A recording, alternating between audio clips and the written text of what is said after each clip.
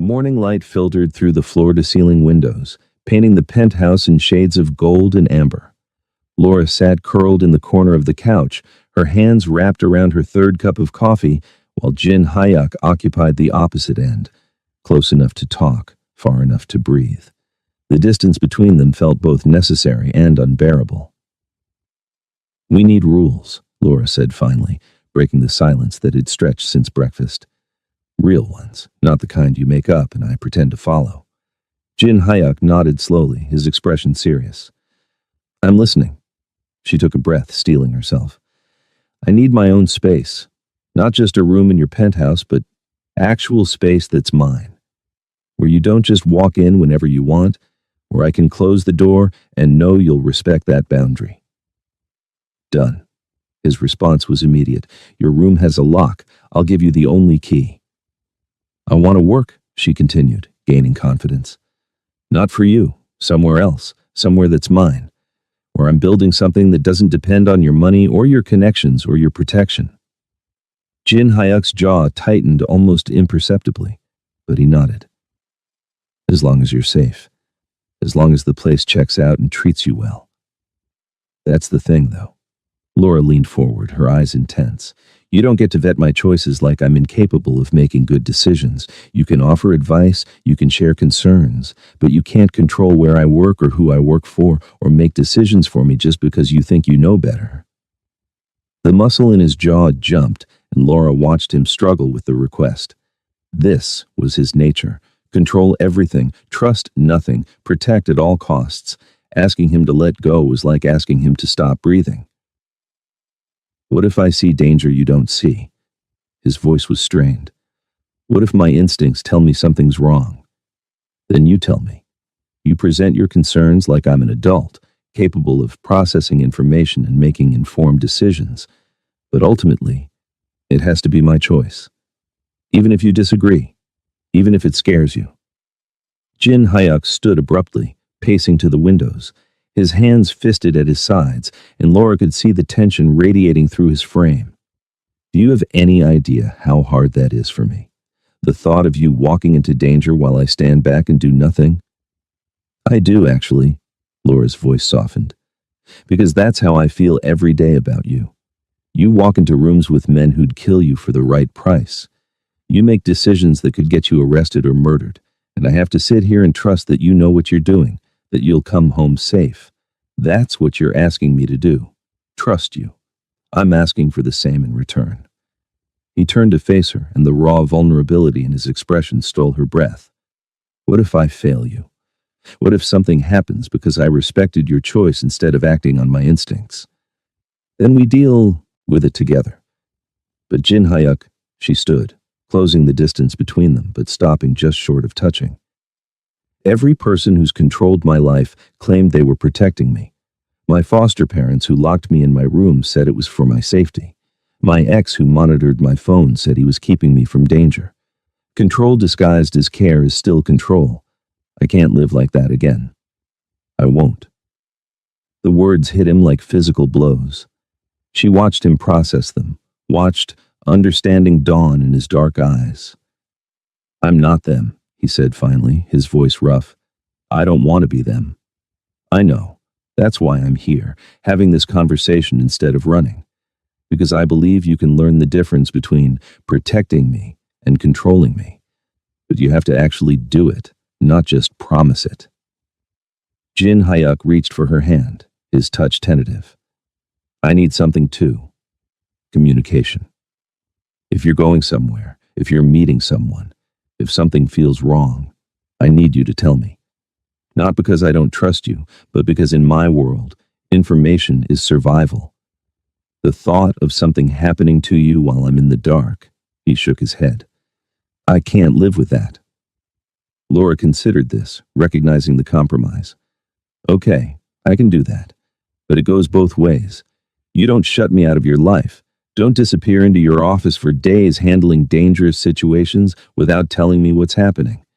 If we're doing this, really doing this, I need to know what I'm a part of. Even the ugly parts? Especially the ugly parts. I'm not choosing the sanitized version of you, Jin Hyuk. I'm choosing all of it, the violence, the danger, the moral ambiguity. But I need to make that choice with full information, not with you curating what I get to know. They stood facing each other, hands joined, both breathing hard from the intensity of the negotiation. This wasn't romance. It was raw, honest, and sometimes painful. It was two traumatized people trying to build something healthy from broken pieces. "What are we doing?" Laura asked finally, her voice barely above a whisper. Jin Hyuk's thumb traced circles on her palm, the gesture achingly tender. "Learning to trust together. Learning that needing someone doesn't mean losing yourself, that two people can be whole on their own and still choose to be together. It's going to be hard. Yes. We're going to make mistakes. Probably daily. I might run again when it gets too intense. And I'll let you. Then I'll be here when you come back."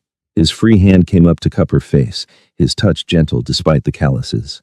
"But Laura, I need you to promise me something too. When you run, when the fear gets too loud, give me a chance to make it right before you disappear completely.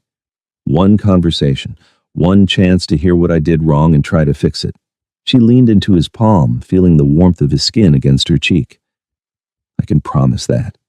If you promise to actually listen when I tell you you've crossed a line. Deal." They stood there as Seoul hummed with life beyond the windows, hands joined and hearts tentatively open, both terrified but willing to try. It wasn't perfect. It was barely even stable. But it was honest, and for two people who'd survived by hiding their truths, honesty felt like revolution. "Okay," Laura said finally, a small smile touching her lips. "Let's try this. Together." Jin Hyuk's answering smile was beautiful in its vulnerability. "Together," he echoed and pulled her into his arms, holding her like she was both precious and strong, exactly what she needed to be. The doorbell rang at precisely 2 o'clock that afternoon, shattering the fragile peace Laura and Jin Hyuk had constructed over lunch. They'd been in the kitchen, Jin Hyuk attempting to cook while Laura supervised with barely concealed amusement, when the sound cut through their laughter.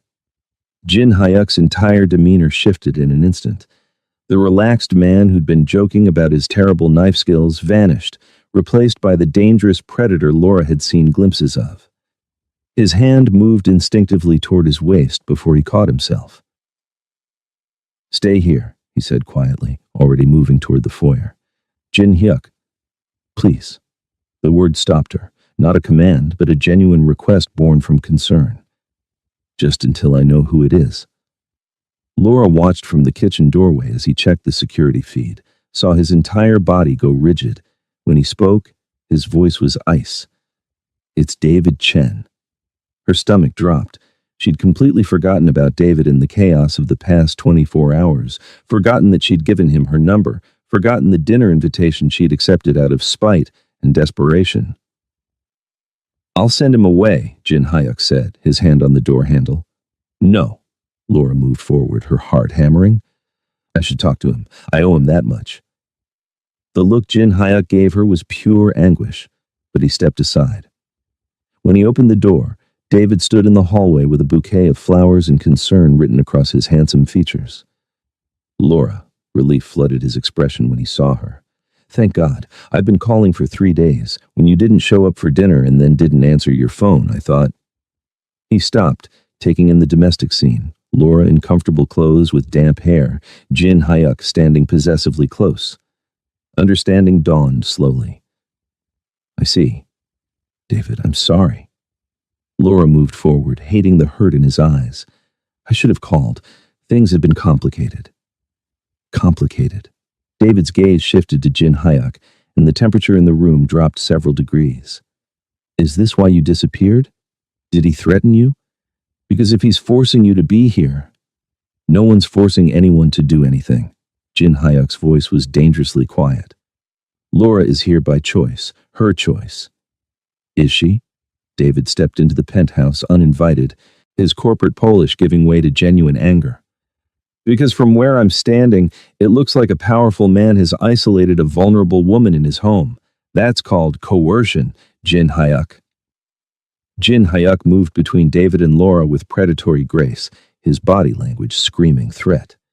"You need to leave, now." Not until I hear from Laura that she actually wants to be here. David's eyes found hers over Jin Hyuk's shoulder. Laura, you told me you wanted independence. You said you were looking for work to get away from this life. What changed? The question was fair, painfully so. Laura could see both men watching her, David with concern and confusion, Jin Hyuk with barely controlled fear that she might actually leave with David, might choose the safe, normal option over the complicated, dangerous reality of staying. Everything changed, Laura said finally, stepping around Jin Hyuk to face David directly. And nothing changed. I'm still terrified. I'm still not sure this is the right choice, but it's my choice, David, mine. He's a criminal. David's voice dropped, urgent. I've done my research since we met. Jin Hyuk isn't just some businessman with questionable connections. He's deep in organized crime. People around him disappear. He's dangerous, Laura. I know what he is. Do you? David took a step closer, his expression almost pleading. Do you know about the protection rackets, the money laundering, the violence? Because I can show you documentation, police reports, testimony from— Stop. Laura held up a hand, her voice firm. I appreciate your concern. I do. You've been nothing but kind to me, and you didn't have to be. But I'm not an idiot, David. I know exactly who Jin Hyuk is and what his world involves. I'm choosing to stay anyway. Why? The question was genuinely baffled. I'm offering you a way out. I can help you get a job, find an apartment, start over somewhere safe. You don't have to do this. Laura glanced back at Jin Hyuk, saw him standing rigidly still, every muscle tensed as he waited for her answer. She could see the fear in his eyes, the terror that she might actually walk away, that David's logical arguments might override whatever fragile connection they'd built. Because I'm tired of running, she said softly, turning back to David. Because safe isn't always the same as right. Because Jin Hyuk sees me, really sees me, in a way no one else ever has. And because for the first time in my life, I'm choosing something that scares me instead of just surviving. David's expression crumbled slightly. He could hurt you. So could you. So could anyone. Laura managed a sad smile. The restaurant manager who seemed so nice hurt me. The foster families who promised safety hurt me. The boyfriend who claimed to love me hurt me. At least with Jin Hyuk, I know what I'm walking into. At least he's honest about who he is. Is he, though? David's gaze shifted to Jin Hyuk with open challenge. Are you honest with her about everything? The innocent people who get caught in your world's crossfire? Jin Hyuk's voice, when he spoke, was deadly calm. I've told her more truth than I've told anyone in my life. But you're right. My world is violent. It's ugly. People get hurt. That's why I'm giving her the choice to leave anytime she wants. No strings, no consequences, just her decision. And you expect me to believe that? David laughed bitterly. Men like you don't let go of things they want. You don't know anything about men like me. Jin Hyuk took a step forward, and Laura quickly moved between them. But you're right about one thing. I want her. More than I've wanted anything in my life, which is exactly why I'll let her go if that's what she needs. The two men faced each other over Laura's head, both bristling with tension, both convinced they were right.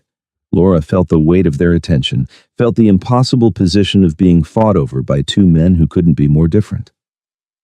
David, she touched his arm gently, drawing his focus back to her. Thank you. For caring, for offering me help, for being concerned enough to come here. But I'm asking you to respect my choice, even if you don't understand it. David looked at her for a long moment, searching her face for signs of coercion, of fear, of anything that would justify intervening. Whatever he saw, there must have convinced him, because his shoulders finally slumped in defeat. If you break her, he said quietly, turning to Jin Hyuk with steel in his voice, if you use her or hurt her or make her regret choosing you, you'll answer to me. I don't care how many guns you have or how many men you command, you'll answer to me. Jin Hyuk's expression was unreadable. Noted. David nodded once, then turned back to Laura. Keep my number. If you ever need anything, anything at all, you call me. Promise me. I promise. He handed her the flowers he'd been holding, their bright colors absurdly cheerful given the tension crackling through the room. Then he left, the door closing behind him with quiet finality. The silence that followed was deafening. Laura set the flowers on the entry table and turned to find Jin Hyuk watching her with an expression of wonder and disbelief. "You chose me," he said finally, his voice barely above a whisper. Laura crossed to him, placing her hands on his chest, feeling his heart hammering beneath her palms. "I chose us," she corrected gently. "I chose to try, to see if two broken people can figure out how to be whole together. Don't make me regret it." Jin Hyuk's arms came around her, pulling her close with a desperation that spoke of how terrified he'd been of losing her. "I won't," he murmured into her hair. "I swear to you, Laura, I won't." The Korean lessons started 3 days after David's departure, born from frustration when Laura couldn't read the label on a bottle of cleaning solution and nearly mixed chemicals that would have been disastrous. "That's it," Jin Hyuk had declared, pulling her to the kitchen table with a notebook and pen. "You're learning to read Korean. It's dangerous not to."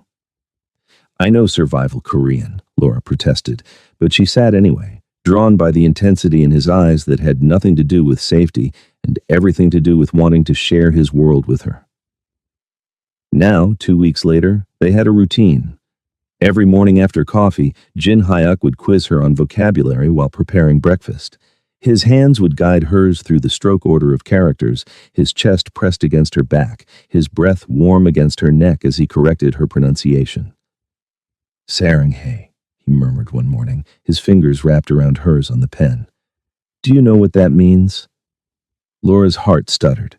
She knew. She'd looked it up days ago when she'd caught him whispering it in his sleep. "I love you." Good.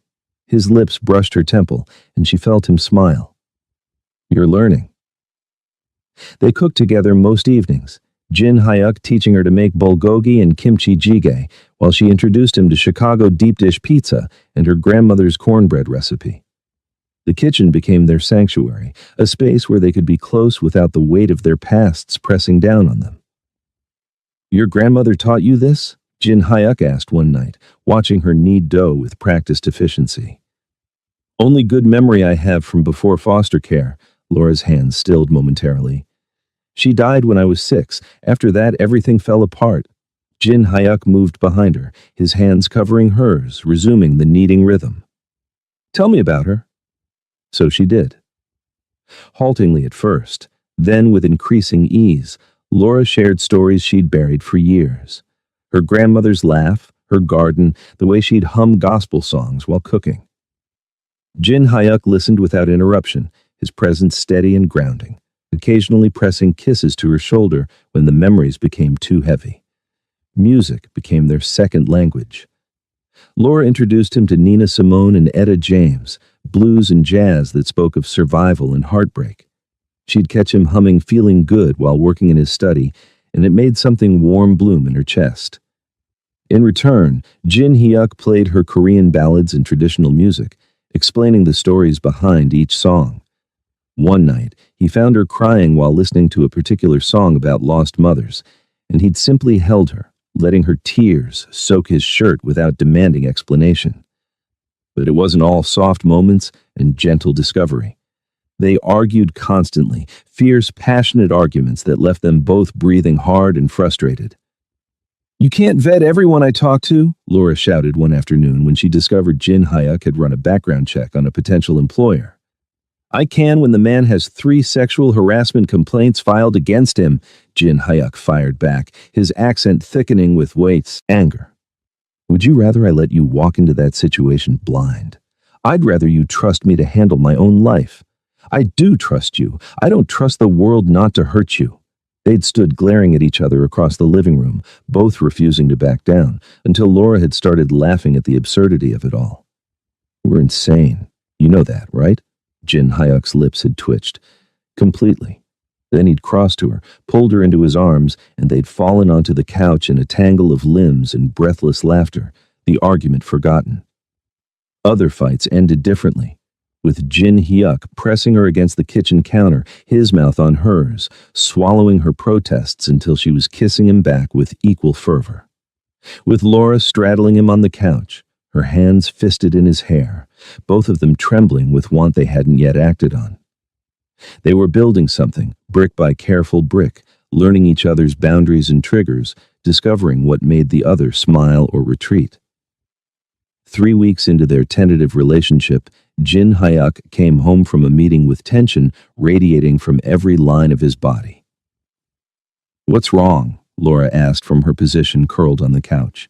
He poured himself whiskey, downed it in one swallow, poured another. "My mother is coming to Seoul next week." "That's good?" "She's bringing marriage prospects." The words came out bitter.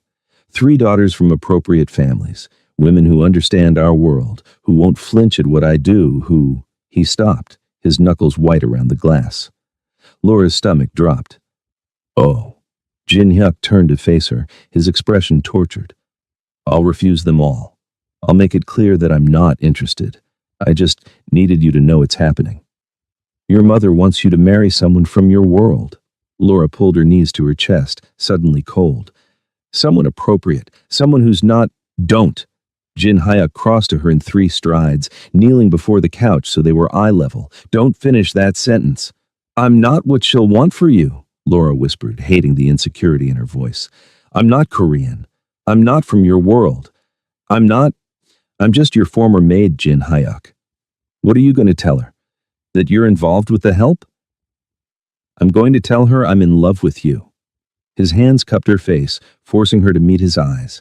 "I'm going to tell her that you're brilliant and strong, and that you make me want to be better than I am, that you challenge me and frustrate me and make me feel alive in a way nothing else ever has."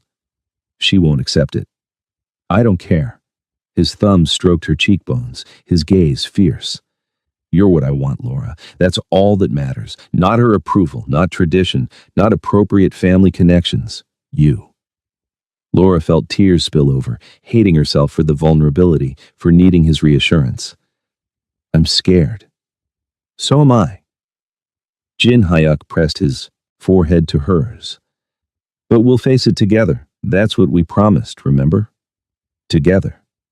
She kissed him then, soft and desperate and full of unspoken fears. Jin Hyuk kissed her back like she was oxygen, like he was drowning and she was air, his hands gentle despite the intensity of his emotions.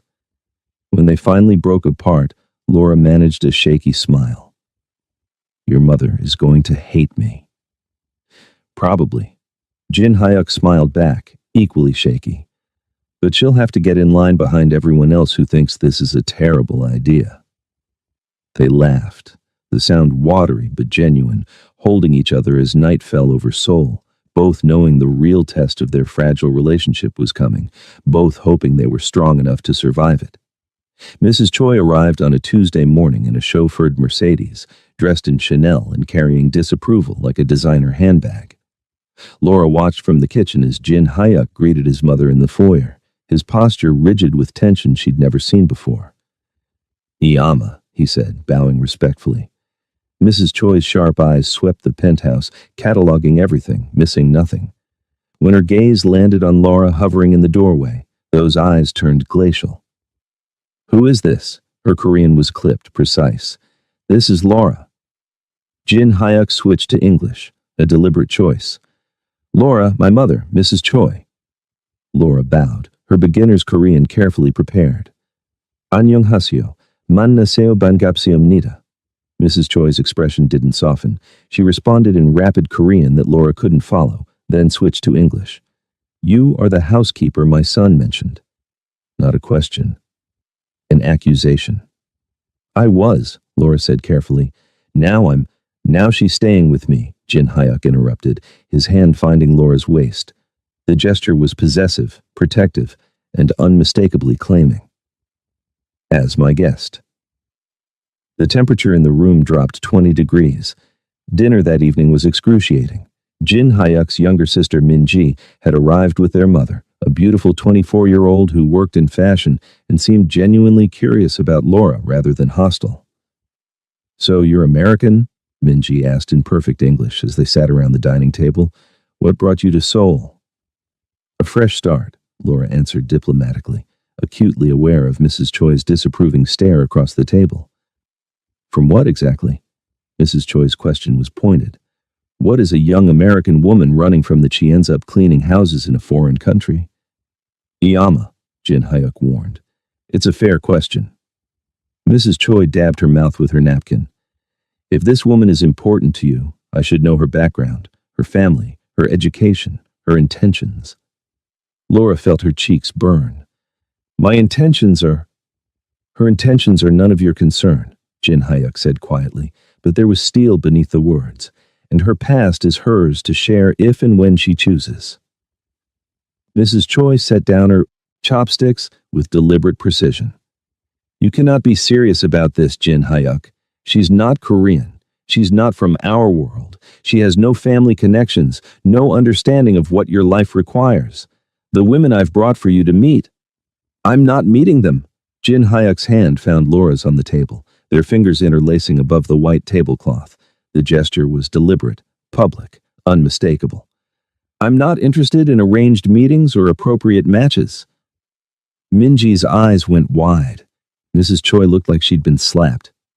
You would throw away suitable matches, women who understand your responsibilities, who could strengthen our family's position. For a housekeeper?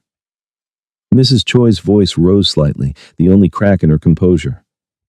I would choose the woman I love over anyone you parade through here, yes. Jin Hyuk's thumb stroked Laura's hand, his gaze never leaving his mother's face. And she's not a housekeeper. She's Laura. She's intelligent and strong, and everything I didn't know I needed. Love. Mrs. Choi spoke the word like a curse. Love is a luxury, Jin Hyuk. You have responsibilities, the family needs. I've built your empire. Jin Hyuk stood abruptly, pulling Laura up with him, his hand still gripping hers. I've expanded operations into 6 new territories. I've tripled our revenue. I've honored our family name and done everything you've ever asked of me. But Juliet is mine. Accept it or don't, but she stays.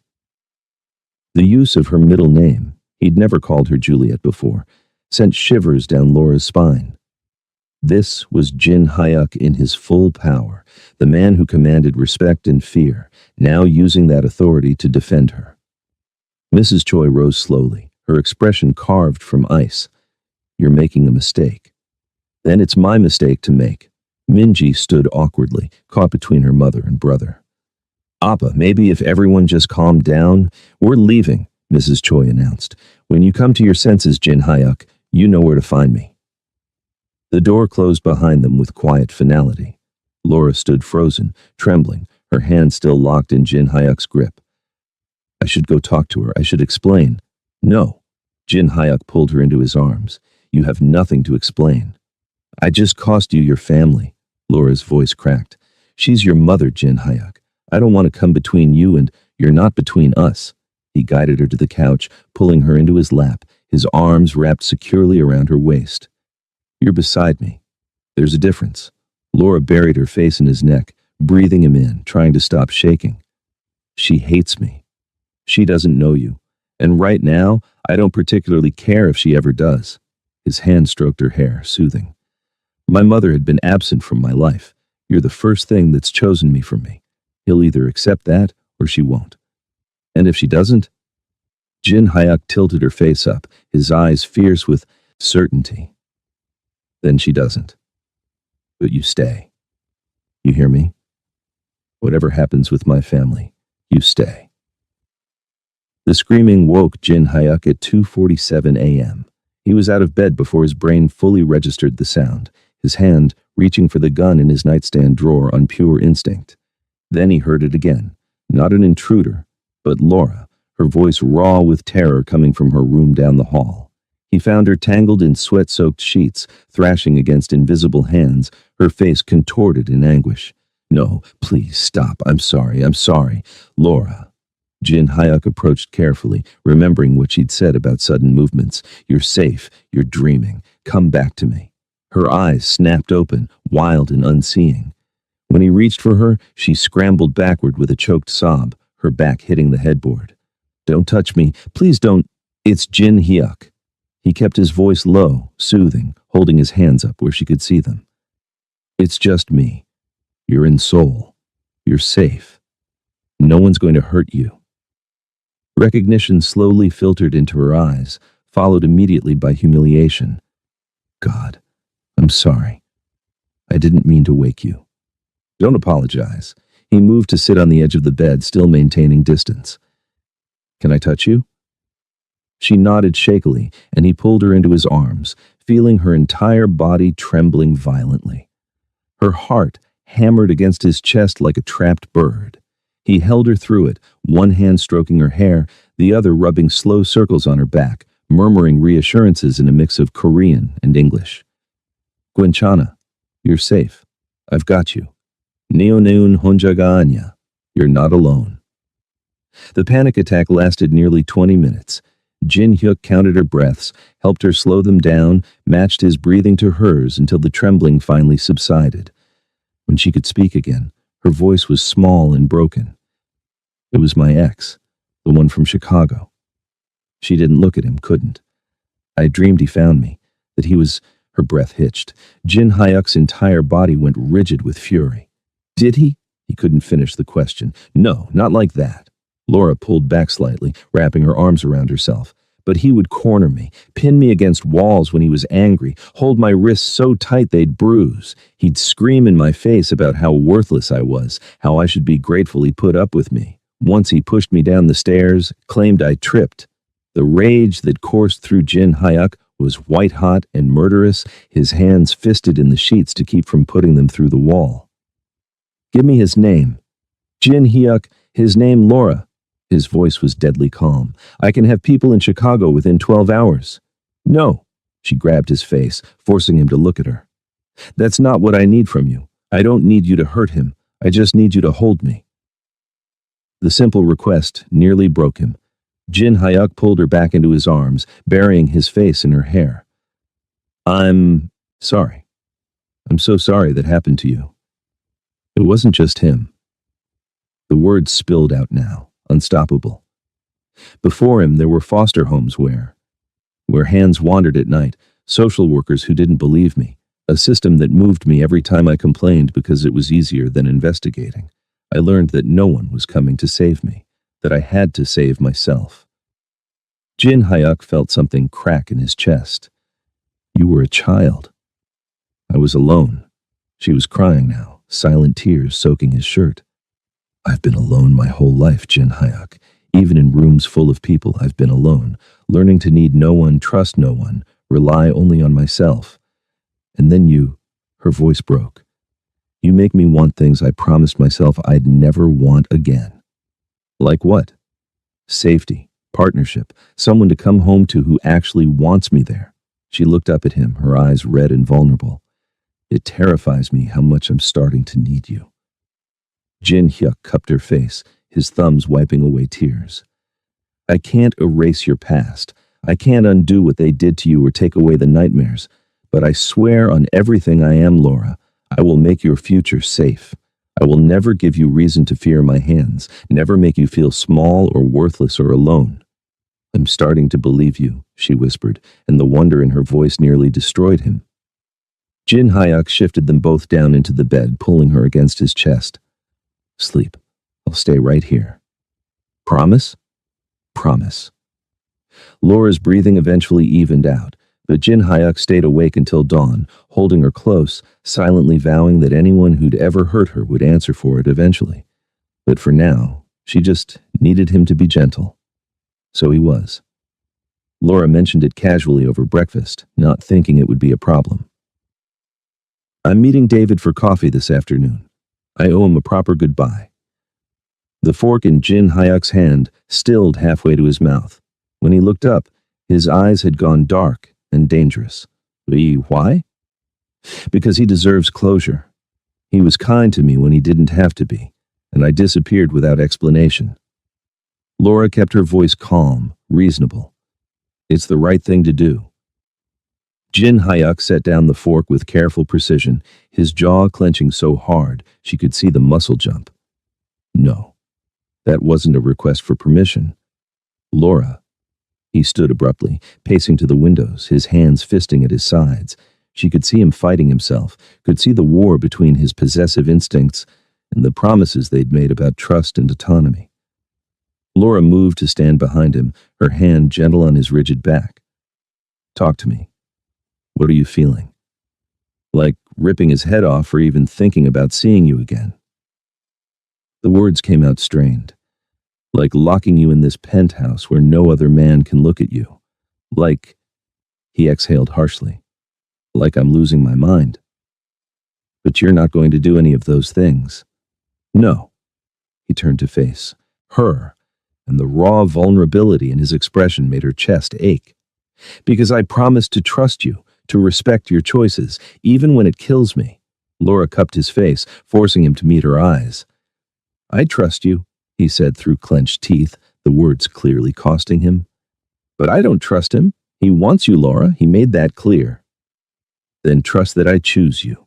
She kissed him softly, feeling him tremble beneath her touch. Every single day, Jin Hyuk, I choose you. David could offer me safety and normalcy and a life without danger, and I'd still choose you. Why? The question was almost desperate. Because you see me. All of me. The broken parts, the scared parts, the parts I've spent years hiding. And you don't run. She pressed her forehead to his. One coffee, one conversation, then I come home. To you. Jin Hyuk's arms came around her, holding tight. 1 hour. If you're not back in 1 hour, I'm coming to get you. Deal. The coffee shop was neutral territory, busy enough for safety, quiet enough for conversation. David was already there when Laura arrived, looking polished and concerned. Thank you for meeting me, Laura said, sliding into the seat across from him. I was surprised you called. David studied her face. You look better, happier even. I am, Laura smiled slightly. I wanted to apologize properly. For disappearing, for not returning your calls. You didn't deserve that. Is he treating you well? Better than I thought possible. David was quiet for a moment, stirring his coffee without drinking. I still think you're making a mistake, but I can see you've made your choice. I have. Laura reached across the table, squeezing his hand briefly. Thank you for caring, for offering help.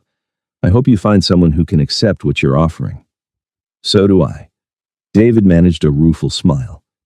For what it's worth, if he breaks your heart, my offer stands. Noted. Laura stood, gathering her bag. Take care, David. 23 minutes. She was back at the penthouse in 23 minutes. Jin Hyuk was waiting at the door when she walked in, as if he'd been standing there the entire time. Before Laura could speak, he had her pressed against the closed door, his mouth on hers in a kiss that was desperate and possessive and claiming. You're early, he growled against her lips. Laura laughed breathlessly. Did you expect me to be late? I expected you to twist me into knots for the full hour. His hands framed her face, his eyes searching hers. Don't test me like that again. Your jealousy is showing, boss. Good. He kissed her again, slower this time, but no less intense. Maybe then other men will know you're taken. Taken, am I? Laura's smile was teasing, but her hands were fisted in his shirt, holding him close. Completely. Utterly. Irrevocably mine. Jin Hyuk's voice dropped to something possessive and primal. Say it. Yours, Laura whispered against his mouth. Only yours. The sound he made was pure satisfaction. He lifted her easily, her legs wrapping around his waist as he carried her toward his bedroom. Good, because I'm never letting you go. Laura buried her face in his neck, breathing him in, feeling the last piece of her defensive walls crumble. I'm counting on it. 6 weeks had passed since that vulnerable night, and the penthouse had transformed from a pristine showroom into something that felt like home. Laura's textbooks littered the coffee table, her plants lined the windowsills, her laughter echoed through rooms that had been silent for too long. Jin Hyuk had kept his promise. When Laura enrolled at Seoul National University to finish her degree in international relations, he'd celebrated without trying to control which classes she took or who she studied with. When she insisted on working part-time at a bookstore near campus, despite his protests that she didn't need the money, he'd bitten back his concerns and simply asked for the address so he'd know where she was. Learning to let go was killing him, but watching her bloom made it worthwhile. The turning point with his mother came unexpectedly. Mrs. Choi had arrived unannounced one afternoon while Jin Hyuk was at a meeting, finding Laura alone in the penthouse, surrounded by textbooks and notes, muttering Korean vocabulary to herself. "You're still here," Mrs. Choi had said, surprise evident in her tone. "I'm still here," Laura confirmed, setting down her pen. "Would you like tea?" They'd talked for 2 hours, really talked.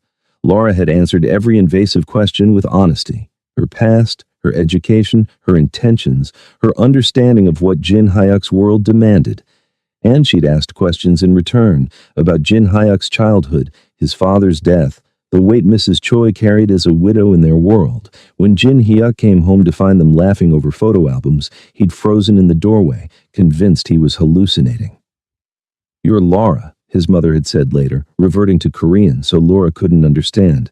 "She's stronger than I thought. She doesn't love you for what you can give her. She loves you despite what you are." A pause. "That's rare. Don't lose her."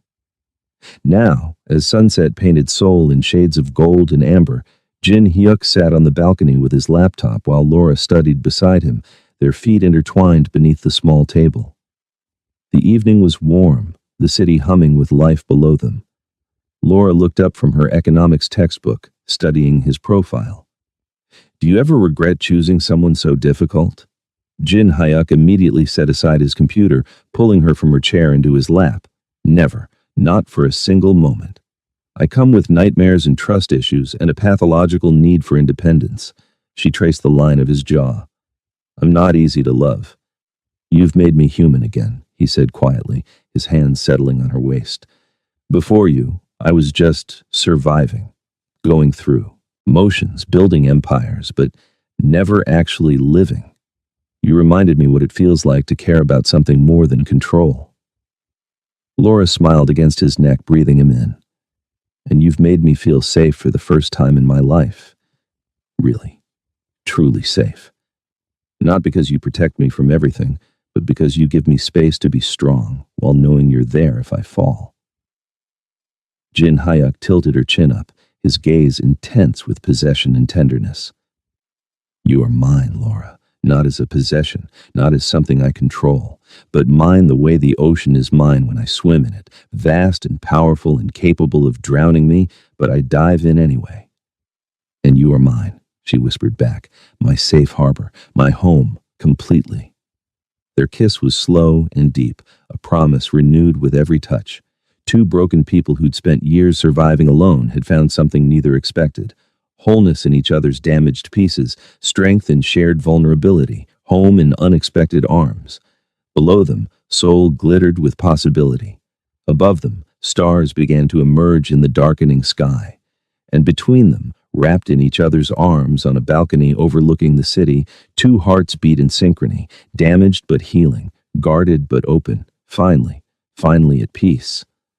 "Sarangi," Jin Hyuk murmured against her lips. "I love you too," Laura whispered back, "always." The city stretched endlessly before them, full of danger and beauty and infinite tomorrows. But for now, this moment, this perfect, imperfect moment, was enough. They were enough. Together, they were finally enough.